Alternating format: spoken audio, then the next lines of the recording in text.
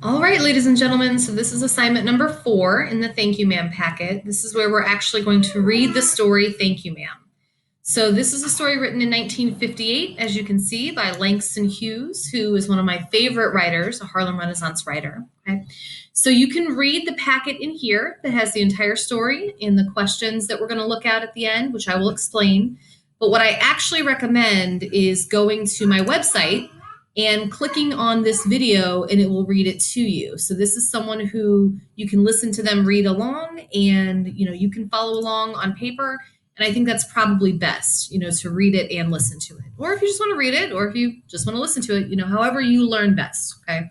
So on YouTube it'll sound like this.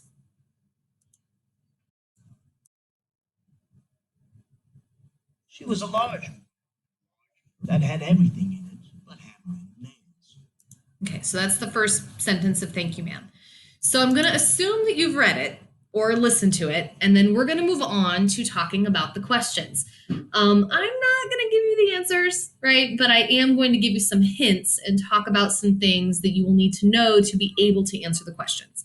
So if you scroll down to the questions, well, I want to highlight this part right here. This is probably one of the most important sections of the story. So based on my last videos, and you'll probably already be able to tell from the very beginning, Roger is a boy who tries to steal Mrs. Jones's purse, right? But instead of calling the police, she reacts a different way. Okay, so this is one of my favorite things that she says. She says, you thought I was going to say, but, didn't you? You thought I was going to say, but I didn't snatch people's pocketbooks. Well, I wasn't going to say that. Pause. Silence. I have done things too, which I would not tell you, son, neither tell God if he didn't already know.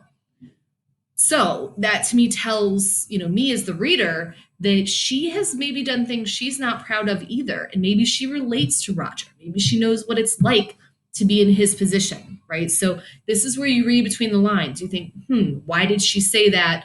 What does she mean by that? She may not say out loud, like, I used to steal stuff when I was a kid, but maybe just saying that lets us know that she knows what it's like to be Roger, and that she relates to him.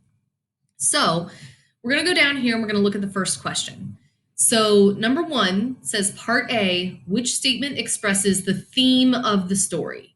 So the theme is the main idea or the lesson. What are we supposed to take away from this story? What lesson about life, right?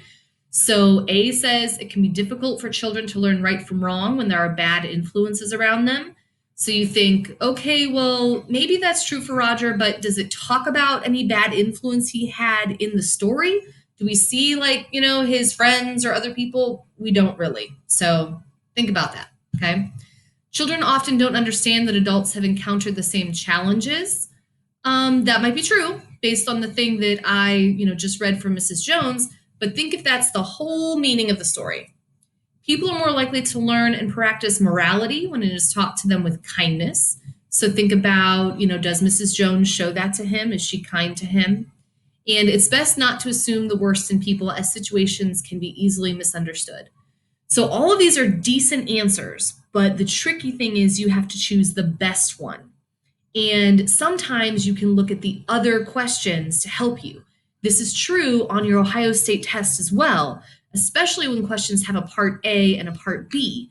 So whenever you say a story means anything, you should always have evidence and something that happened in the story to back up why you think that. So if you look at part B, you're like, well, what do those examples really show? You ought to be my son. I would teach you right from wrong. Least I can do is wash your face. Roger says there's nobody home in my house. I believe you're hungry to try to snatch my pocketbook. After a while, she said, I were young once and wanted things I could not get, right? So think about which answer choice goes best with which one up here. And, honestly, there's a good argument to be made for all of these. So if you're looking at this and I feel like your answers make sense, you might get it right, even though, the answer key says it was wrong, okay? So the other thing is think about why does Roger want to thank her? Which 2 details match up to it? I guess I only have 18 seconds left. So how does the interaction between Roger and Mrs. Jones contribute to the overall meaning of the story? You're going to tell me what the meaning was and then say, I see that because blah, blah, blah happens. Okay? So that's it. It's about to cut me off.